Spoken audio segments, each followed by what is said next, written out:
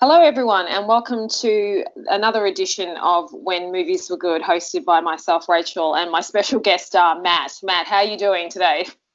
I'm good, finding new ways to cope with lockdown, each one more creative than the next. Oh, that's good. That's good to hear. Yes, we're sort of halfway through Melbourne's 6-week stage 4 lockdown, so we've got the whole curfew thing happening every night. Can only go 5Ks from home just to work and back. And the pharmacy, the supermarket, and a few other places, and that's all we're allowed at the moment. So it's nice getting together with Matt. We still do have to do it over Skype because you're not allowed to go and visit anyone else's home at the moment unless, you're living with them already. And so we're still doing it over Skype. So please forgive us if there's any technical issues because we're still working remotely. So we wanted to welcome you to the podcast today. We are doing our John Steinbeck double, which is The Grapes of Wrath, two very famous films, The Grapes of Wrath, 1940, which was directed by John Ford, and then East of Eden, 1955, directed by Elia Kazan. So these are films that Matt and I have wanted to see for a while. In fact, we were speaking about this on some Facebook group. I sort of tagged Matt into something when they were speaking about The Grapes of Wrath. So were you happy to do these films this week, Matt? Did you get a lot out of seeing them? Very much. It actually covered quite a few bucket lists. Sorry, I seem to be stammering now.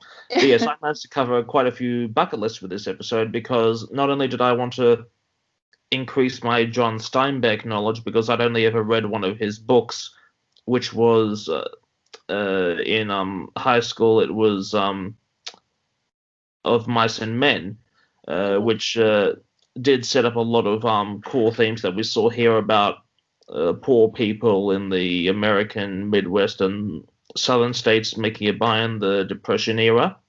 Mm-hmm.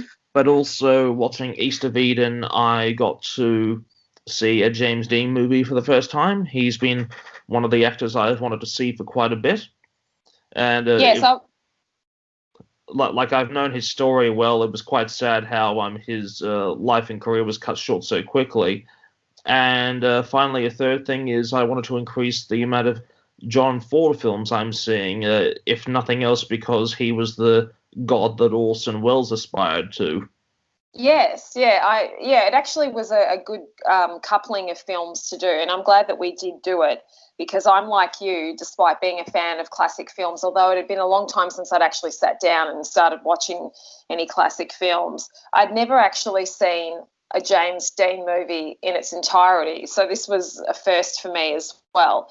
So while we're kicking off today, we'll just talk a little bit about John Steinbeck. So here's the reason we've linked these two books together. So John Steinbeck was probably one of the world's most famous authors, definitely in the US.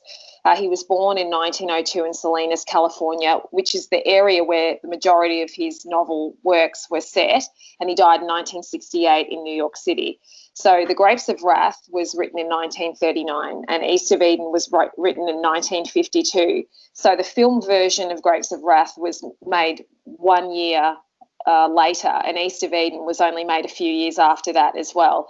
He also is well known for Of Mice and Men, which is the book that you discussed, Matt. So, and I guess there's a commonality of themes in a lot of his books. It's the plight of common people, the plight of the working class, their lives relating to fate and injustice. And he was a Pulitzer Prize winner and also a Nobel Prize winner for literature as well. So he had a very long and varied career, and also had strong thoughts on some of the films that were made from his books. So I haven't actually read any of his books, but you've read Of Mice and Men, have you, Matt? Yeah, so that's only the only book of his that I've read, and it's very emotional, and it shows a lot of the sort of mental health issues you could have imagined going for a lot of people. If nothing else, the constant loneliness and isolation you would have had moving from spot to spot, because that story centers around two sort of casual farm workers who were sort of picking up work here and there as they could get it. And while most people like them would be spending most of whatever they made in the local bar and having to start all over again. This pair is trying to save up to get a bit of land to say that is theirs. Right. And yes. so it is a lot of the struggle of the casual farm laborer trying to keep ahead and find a place where they belong, which we see also in the Grapes of Wrath. Yeah, and it's actually especially with everything that's going on with the casual work economy and what's happened with the virus, not that we really need to keep talking about it, but those themes that he speaks about in his works and also that were explored in the films are very poignant to what's happening in the world today at the moment. A lot of people who work casually can relate to that now. And perhaps another aspect which I'm not sure if Steinbeck necessarily would have thought in those terms, but he does bring to the fore the huge problems of environmental care, because for those who don't know, the Grapes of Wrath centers around the Dust Bowl, which was a huge artificial natural disaster that occurred in around Oklahoma and a lot of farming states, especially around the 1930s, and it happened very quickly, and it was completely artificial because with new machinery and not to mention improved fertilizers, farmers were suddenly able in those areas to cultivate a lot more land a lot quicker. And they also had an incentive to cut through a lot of natural grassland, but partially because they didn't want to know about any other possibilities of things that could happen as a consequence of what they were doing, but they caused a lot of topsoil to become very loose in dry weather very quickly, and so a lot of farmland turned overnight into desert when the weather turned bad, and you had whole communities suddenly having to run away into other parts of the state. And this is a time when a lot of large sections of farming communities were quite often not that well educated, so it was rather hard for them to assimilate into a lot of more industrialized sections of America. All right, that's actually quite interesting. I only had a little bit of knowledge about it, but that's actually quite interesting. So it caused basically a man-made natural disaster of sorts, this sort of embracing of technology that they didn't fully understand how to use. Definitely, and we can definitely tie it into a lot of problems we have now, like bee populations, climate change. Yes. They're all factors that we need to consider, where we need to think about not just our financial ends, but how we can take care of the earth for the future. And as we've seen in the last few months, every section of every economic power is linked at some point. No one is completely safe. Yeah, that's right. So we'll go in and discuss Grapes of Wrath in a bit more detail now. So the film was made in 1940, directed by John Ford, as we mentioned. Also written by Nunnally Johnson, who wrote the sequel to this as well, The Tobacco Road. He also wrote a lot of other, he wrote Keys to the Kingdom, which is one that we've discussed, Matt. And he also wrote, he wrote right up into the 1960s, so he had a very long and varied career. The cinematographer is one of Matt's favourite people, Greg Toland, who was the cinematographer on Citizen Kane. And you can the whole film is just very beautiful looking and produced by the great Darryl F. Zanuck, starring Henry Fonda and Jane Darnell and John Carradine from the famous Carradine family. So the story is quite a long, sweeping story, but just a basic synopsis for the audience here. The Joad family, who live in Oklahoma, lose their farm in the Great Depression, and then obviously in some of the things that Matt talked about with the Dust Bowl and the issues with the agricultural economy there. They travel to California as migrant workers, and their journey is hard and fraught with failure and tragedy. They do arrive in California, where they see kind of the best of things and the worst of things as well. So what was your overall thoughts on the film, Matt?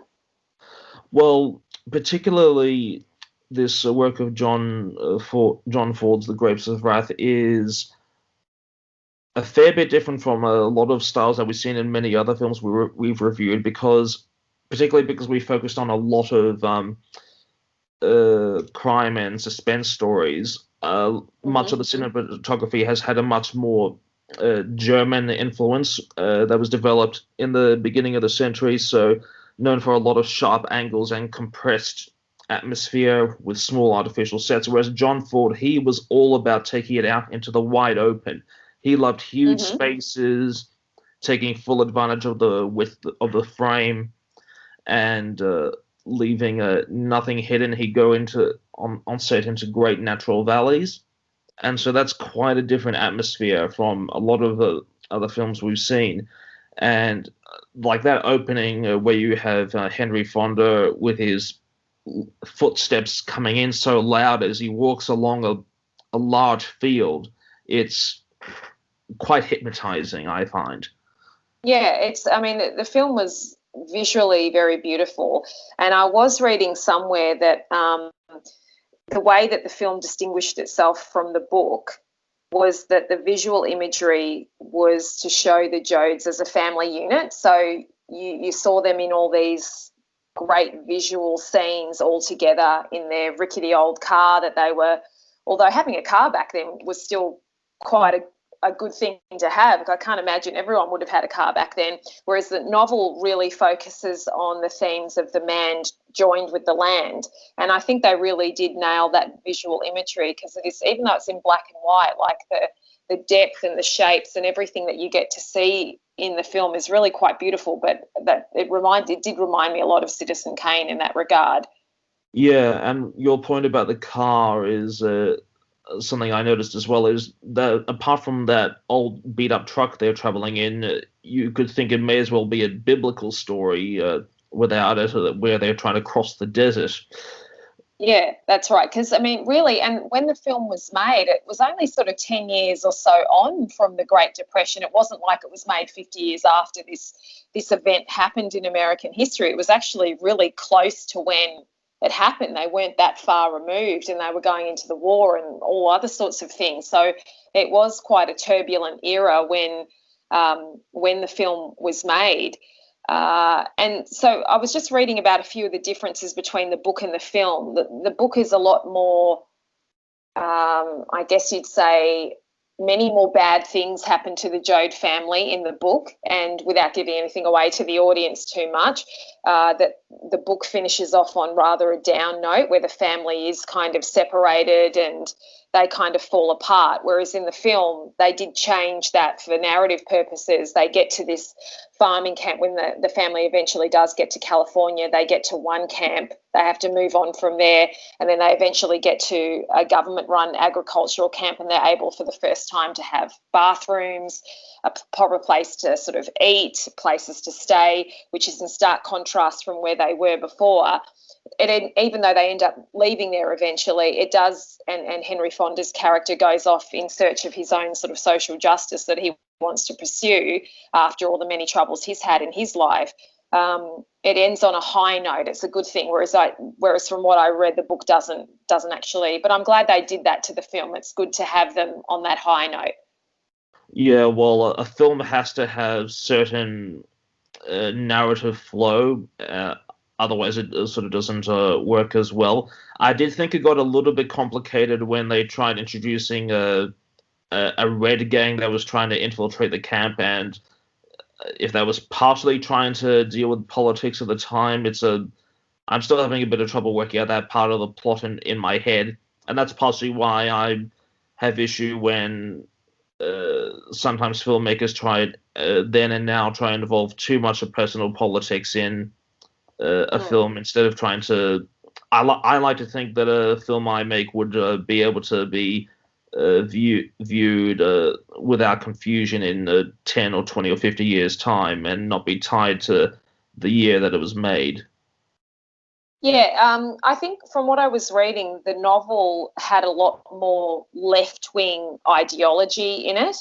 And so when Ford and Zanuck were sort of tied to the project, a lot of people thought, at least in the film industry, thought that they were far too conservative to make this film. So that's perhaps why they put some of the changes into it that they did, because I think the book is a lot more hard-hitting and it makes its sort of stance on certain issues a lot clearer. But, I thought the film was okay. I liked it. I didn't love it, but I did like it. Yeah, I thought the the visuals were beautiful, and it hit you on a sort of really human note. I mean, I'm not so. I found the character development during up to the first 90% of the film, and some of the speeches toward which was quite common at the time towards the end, sort of don't do as much for me as the experience they lived through. But I think it certainly does as its masterpiece status. Yeah, it does. I can understand why it's a much revered and loved film. I mean, the part of the film that I really enjoyed is when they eventually got to that other camp and they sort of saw a few of the other better things in life, and they, had, despite everything that they'd been through, they had sort of survived it. So that was kind of the payoff for me. That was the sort of the ending of the film, where they were going to go on and do some other things, and apparently there is a sequel to it. So, which might be interesting to check out, as that was also made into a film as well. So John Ford actually won.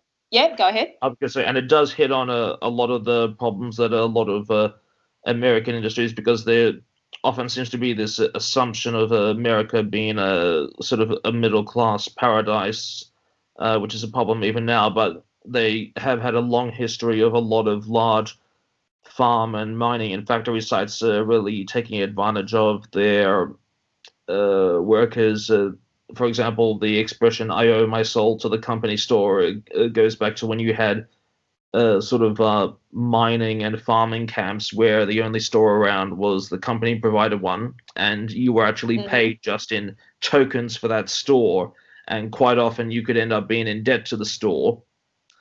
Yes. So and owing money that isn't technically usable anywhere else anyway. It was a sort of feudalism without being feudalism. Yeah, it's actually hard to believe. Like, a lot of people, and I'm sure even in our own country, if we were to research the history, there's probably things like that went on here as well. And yeah, it's hard to believe that these sorts of things actually went on in all Western countries at one point or another, and still to certain degrees do today. There are still rural farming communities, mining communities that still suffer from these issues that they were suffering with all the way back then. So John Ford he won an Academy Award for this. And actually Jane Darnell, who played Marjo, she won an Academy Award as well. And I thought she was great. I love that little speech that she gave at the end about we the people and we'll keep on going. And I think that's actually true for today's mindset as well. I hope it is too. So yeah, I did like the movie. I was glad to see it. It's probably not one of my favorites, but I did enjoy it nevertheless.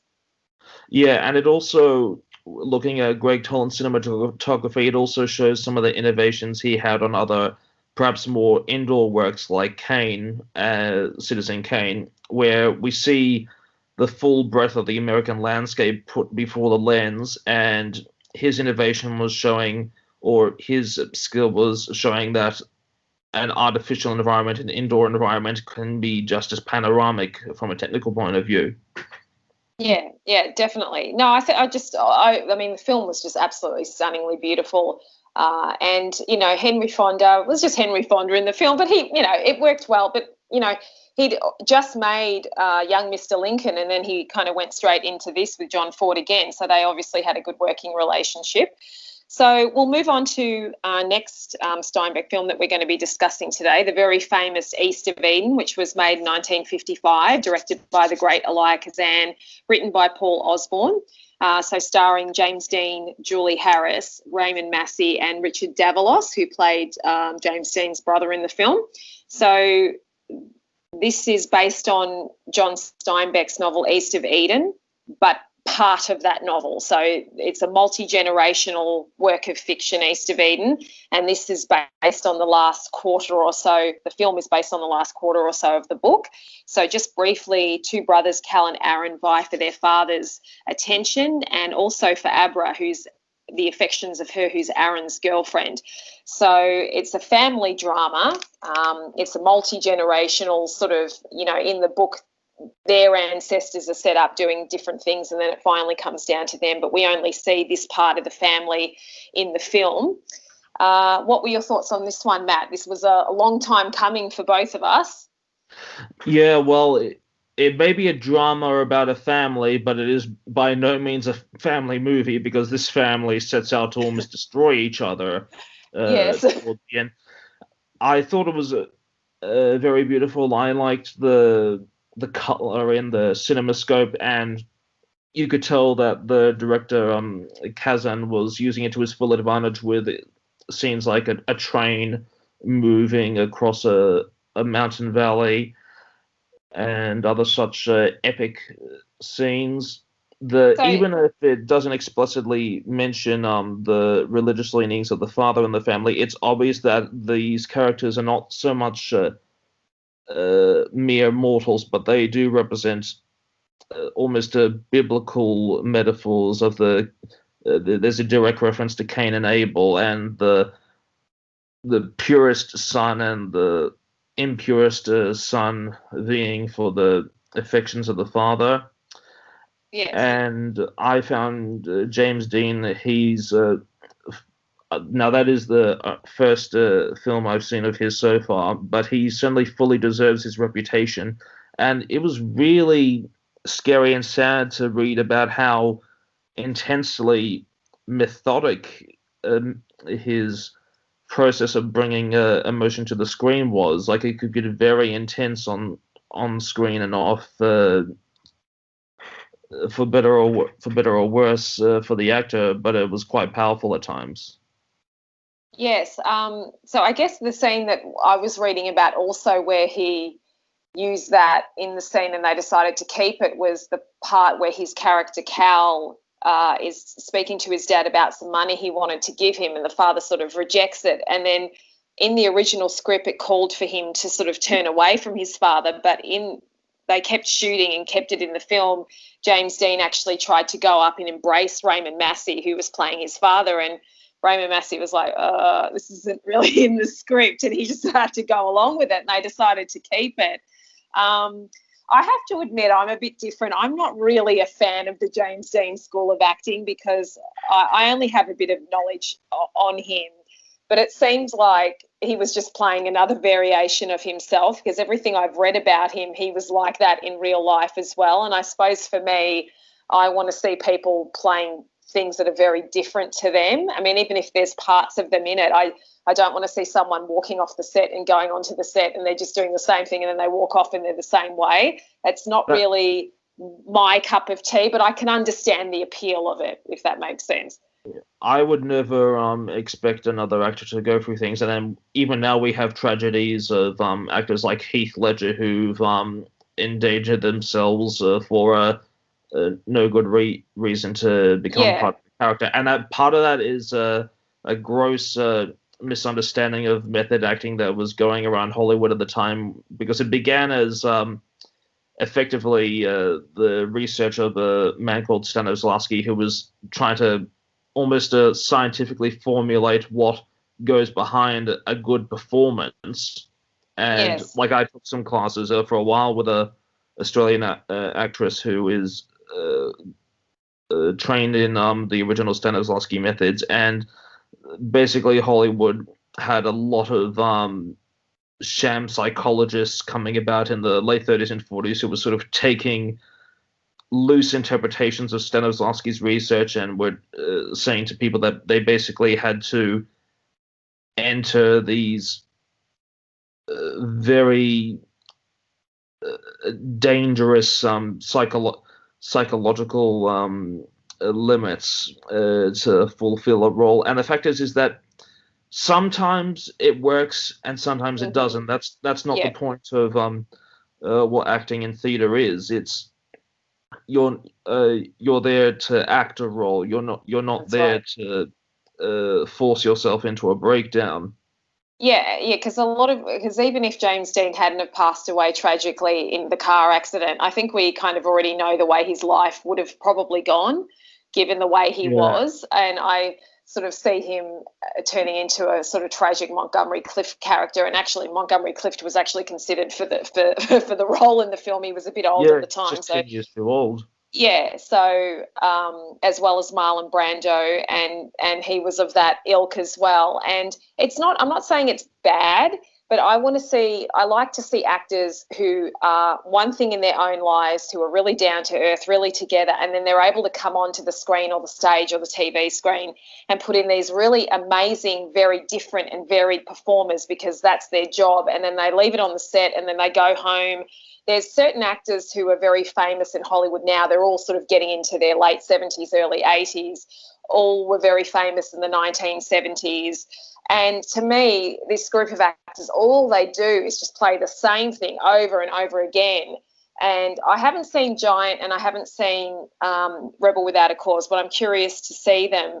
But I didn't really enjoy James Dean in this film, because it was like, I don't know if I'm seeing someone acting here or just playing themselves, and it just, I don't know. I'd like to imagine somebody else playing that role and seeing what they could do with it. But I'm not saying it's bad. It's just not my cup of tea. So I think it relates to what you were saying.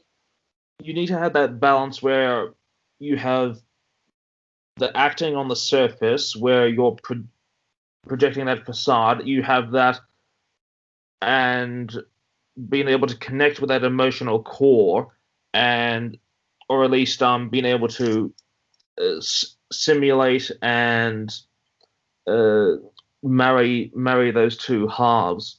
And yes. This is a constant debate that will go on forever and ever. And to put it in a more colloquial terms, there is this famous debate that Laurence Olivier had with Dustin Hoffman when they were making Marathon Man together. Mm-hmm. And when Dustin Hoffman, who was needing to get into a pant after a run, would literally jog for a mile in a circle, so he was really huffing and puffing when he came into the frame. And Olivier, mm-hmm. who was of the old Shakespearean acting school, said simply, wouldn't it be easier just to try acting? I agree. And actually, the group of actors I was referencing, Dustin Hoffman is one of those. And it's in certain things, without getting too far away from East of Eden, in certain things, some of these actors are really appropriate for the roles. But when you actually see the course of their work, I remember reading someone's review of Rain Man, which is a film that Dustin Hoffman did with Tom Cruise. And I actually like Rain Man because I like all the quips and all that in it. But it is exhausting watching Dustin Hoffman in that film, because he's acting the whole time. And I get it. He's playing a man with severe autism and he's an autistic savant and all that stuff. I get it. But it is exhausting watching him do it. And it's like you still could have done that without being so over the top, I feel. But he's come from that group of actors. But actually, Julie Harris, who played Abra, the female lead in East of Eden, she was a method actor as well. She was actually one of the few trained Hollywood, because she'd done so much work on the stage before going to Hollywood. And I just feel for her, maybe she used it a bit better, because I don't want to bring up soap operas again, but I'm actually watching Dallas's sister show at the moment, Knots Landing, and Julie Harris spent the last part of her career as a TV star on Knots Landing in the 1980s, playing one of the main characters' mothers. And she was fantastic. She was method acting in that, playing this southern trashy singer who was washed up and didn't have much of a career and abandoned her daughter and everything. And she was absolutely fantastic in that role. And it just goes to show you that you can be a method actor, you can get yourself into the role, but you can also have that boundary where you're like, yeah, it's a job and I'm an actor and that's it, sort of thing. So when I saw Julie Harris in East of Eden, I'm like, where do I know this person from? And I was like, oh my God, that's Lily May out of Knots Landing, and I've just been watching it. So that was quite hilarious. But yeah, I mean, it did say that Kazan did allow Dean to play the role with his own bodily gestures, and it did. And apparently John Steinbeck saw the film and he liked it. He liked what they did with the part of the book that they had turned in. I just wanted, before we leave this one, Matt, I just wanted to ask you a bit more about CinemaScope. So CinemaScope was a type of lens that they used, and I was reading that that's why they decided, in certain scenes in the film they tilted the camera a certain way. Do you know much more about that? I was sort of interested, and maybe the audience would be interested to learn a bit more about that. Well, I'm not an expert on CinemaScope. I know they weren't using it for that long, but effectively it was one of various means to uh, greatly expand the width of the frame of So what was captured. widescreen, so to show the film in widescreen sort of Yeah, thing. so it's getting towards what we see now in films like with VMAX and IMAX and everything. Oh, right. Um, Okay. Yep. Widescreen. Now, whenever this actually goes back into a bit of a joke that I think it was Selznick made, that uh, twice the picture size simply just makes a bad movie twice as bad. And whenever you're increasing the visual space to work in, it's often not necessarily just making the picture you're used to bigger, but you're having to deal with optical compromises. And the big problem that Kazan had was he was told to have the actors, I think, at least 6 feet away from the lens, which Yeah. is would be fine for group shots or medium shots, but it can be a bit problematic when you're wanting to do more emotional scenes. And so he did some experiments and would bring you towards the actors closer. Uh, and in these experiments, you have some of the issue of the edges of the frame becoming a bit warped and out of angle. And to compensate for that, the uh, sometimes in a few scenes, particularly where James Dean is having the Bible reading, and we have these unusual ceiling angles, and they're not apparently Mm-hmm.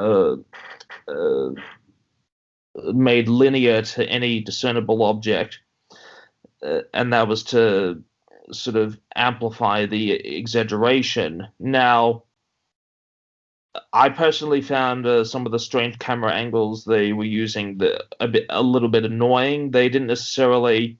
Yeah. It's not like in a lot of early German cinema, like the Cabinet of Dr. Caligari, where they used it to enhance certain points. It just didn't have that same effect on me. So, and unfortunately, that was a way they were dealing with an optical compromise they couldn't get around. There were other times when the CinemaScope was used beautifully, like we mentioned before, with the trains moving Yeah. across the landscape, and I think Hello Dolly might have been done in CinemaScope, and that's where CinemaScope was really excellent, like filling out space with lots of dancing Yeah. and So that landscapes. type of film would lend itself, whereas this is sort of like it needs to be a bit of a close-up drama as well on the characters, and maybe it wasn't. Yeah, it was unusual because I had this contradictory feeling throughout the film because it was such a uh, dramatic biblical piece, and yet so much of the wide spacing and the bright colors made me think of a lot of Disney films at the time that were done with sort of half real footage and half animation, and because I was almost feeling like James Dean was also almost playing a more adult version, a male version of Pollyanna. Yeah, yeah. It's just, yeah. I mean, I thought the film was fine. I appreciated it for what it was, but I think I'm not sure. I am curious to see Giant, and being a fan of Elizabeth Taylor and Rock Hudson, and I would like to see Rebel Without a Cause because that's his sort of the main work that he's known for. And he did do a lot of other TV shows, and he was training in theatre and other things before the accident happened. So, I mean, he's known for these three big films that he did, but he also did a lot of episodic TV work as well. And he was training in a theatre. So who knows? I mean, he might have just kind of learned to take a step back and he might have been fine and lived a long life. But, sometimes people like that, I just saw him maybe going the same way as Montgomery Clift. I just sort of had that feeling that just with the way he approached his work and everything, and you referenced Heath Ledger, and what happened to him was extremely tragic as well. Obviously, he was an Australian actor, so we're both very familiar with him. But, I mean, what happened to him. though, because he Ledger did become interested in drug use because of the role he was in. James Dean was a reckless car accident. Yeah, that's right. Yeah. And yeah, so I mean, I'm glad that we got to watch these films. Definitely things that we wanted to watch and tick off our proverbial film bucket list, as Matt was talking about before. So we recommend just go out and have a look at them, or look at the novel, and there's even with these sorts of things, there's lots of interesting documentaries about them, the era that they were made, things to do with CinemaScope, the way that they were shot. I mean, in both films, I think certain things worked really well. Other things maybe took you a bit too far away from the story. Maybe there were a few issues in the script. Some of this, I think both of the films could have been a bit shorter, and the script could have been a bit more on point, like getting you towards the destination a bit quicker and cutting out some superfluous stuff. But then other people love all that extra stuff that people can bring into films and extra conversations the characters have. So that's kind of my thoughts, Matt. Anything that you'd like to say finally before we introduce the next two films? Oh, just something to consider with the CinemaScope still is in terms of the picture that had to be linked with what you were viewing to the camera. This also features into how we interpret a lot of Hitchcock's later work, because people often in the critic circles like to talk about the rear projection that Hitchcock used and thought that was a way of inserting his artistic signature into it. And the fact is that he actually had to use that a lot of the time because of the similar optical problems that Kazan had in this film, where to get basically the actors and the background in the right level of focus without distortion, that rear projection. So, for example, having a landscape moving on a projector screen and so forth were ways of dealing with the footage.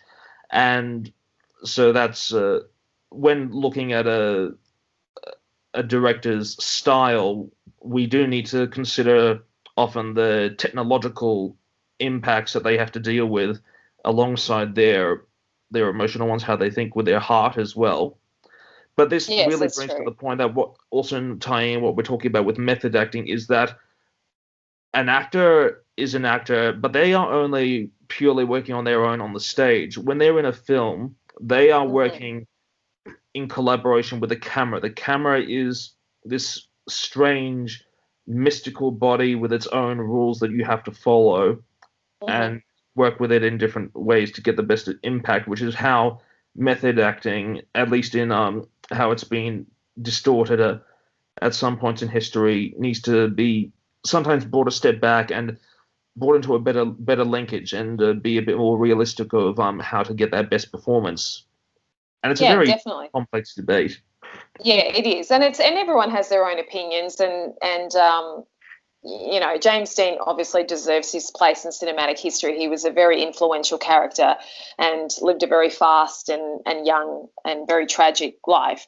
So it was good to see both of these films. So the next two, a bit more of Matt's specialty, a genre of classic films that he likes a lot, and I haven't really explored much of it, so I'm excited to do this.